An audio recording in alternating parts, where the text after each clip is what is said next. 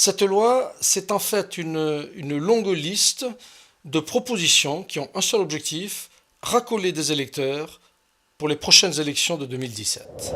La réforme des professions réglementées. Juste pour information, pour ceux qui nous écoutent, pour avoir un diplôme de notaire, notaire c'est un bac plus 7, 7 ans. Donc les emplois créés, zéro. Il n'y a strictement aucun emploi qui va être créé par cette réforme des professions réglementées avant 7 ans. C'est effarant. Le racolage électoral de cette mesure, c'est très simple. Il y a 4 millions d'actes authentiques signés par an. 4 millions donc de nos Français, de nos concitoyens, qui vont être contents parce que cette loi prévoit une grille des tarifs. Il y aura certes 5000 notaires qui seront mécontents, qui descendront probablement dans la rue, qui sont déjà descendus de la rue. Faites le calcul. Total 3 995 000 électeurs potentiels heureux. La réforme du passage du permis de conduire, extraordinaire. Le délai d'attente entre deux examens passe de 98 à 45 jours. Fantastique. Petit détail, les emplois créés par cette mesure, zéro. Zéro parce que les préfectures vont être autorisées à avoir recours aux agents publics pour faire passer précisément ces examens. Racolage électoral, 1 million de nouveaux jeunes, c'est 1 million, c'est à peu près le nombre de candidats au permis de conduire tous les ans. 1 million de nouveaux jeunes qui vont être heureux parce qu'ils vont pouvoir passer leur permis de conduire dans des conditions, on va dire, plus faciles chaque année. Élargissement du travail le dimanche. Passage de 5 à 12 dimanches, fantastique. Nombre d'emplois créés, là encore, zéro. Zéro nouveaux emplois créés. Pourquoi zéro? Parce que la loi Macron prévoit de payer double les salariés qui travailleront le dimanche.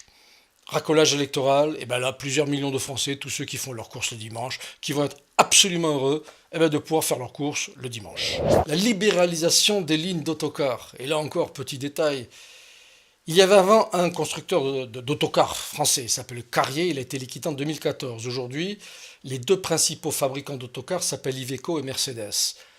Libéraliser les lignes d'autocars, certes, ça va amener des autocars sur notre marché, ça va permettre de créer des emplois en Italie, chez Iveco, et en Allemagne, chez Mercedes.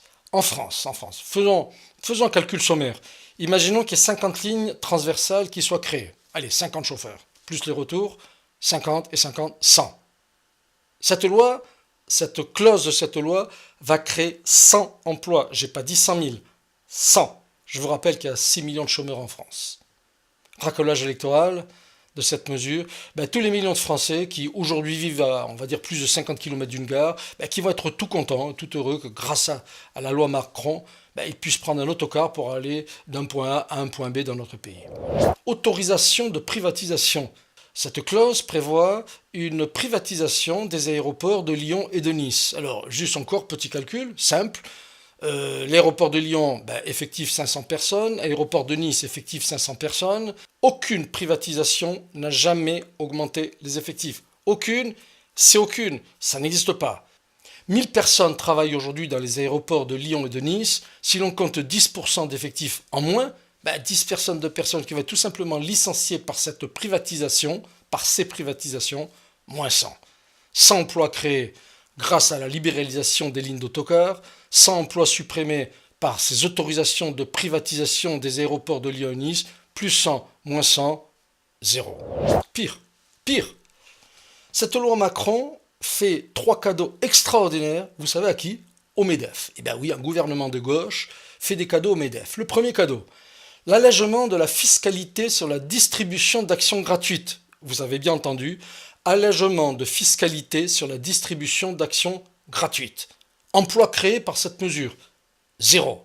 Racolage électoral, tous les cadres supérieurs de nos grosses entreprises, de nos gros groupes, et bien sûr le MEDEF, parce que bien sûr c'est plus facile de distribuer des actions gratuites à des salariés, à des cadres supérieurs, plutôt que d'augmenter leur salaire. La deuxième mesure, qui va faire un grand plaisir bien sûr au MEDEF, c'est la réforme de la justice prud'homale. Et là encore, emplois créés par cette réforme, zéro.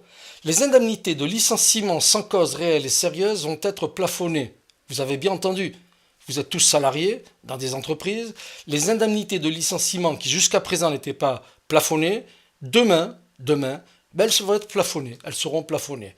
Racolage électoral, les 3 millions de chefs d'entreprise, il y a 3 millions d'entreprises dans notre pays, et bien sûr, encore et encore, le MEDEF. La troisième mesure qui va faire un grand plaisir au MEDEF, c'est la modification des règles de licenciement collectif. Cette modification est passée sous silence, on n'en a pratiquement pas parlé. Cette proposition consiste à effectuer des licenciements collectifs non plus au niveau groupe, mais au niveau entreprise. Explication. Avant, dans un gros groupe industriel, lorsque une des entreprises du groupe devait fermer, eh bien, le groupe avait pour obligation de recaser ses salariés. Aujourd'hui, eh bien, c'est terminé. Lorsqu'une entreprise ferme, pour une raison économique, eh bien, tout simplement, elle vire, elle se sépare de ses salariés et elle n'a plus d'obligation de recaser ces mêmes salariés dans une entreprise du groupe. Si j'en crois l'INSEE, l'INSEE nous annonce qu'il y a 180 000 licenciements économiques chaque année. Si l'on considère que, allez, au hasard, 10% de ces licenciés ne seront plus jamais recasés, 10% de 180 000, 18 000 chômeurs en plus dans notre pays. Vous faites le total. Plus 100, moins 100, plus 18 000. Cette loi Macron va certainement détruire 18 000 emplois au cours des prochains mois. C'est fou, on croit rêver.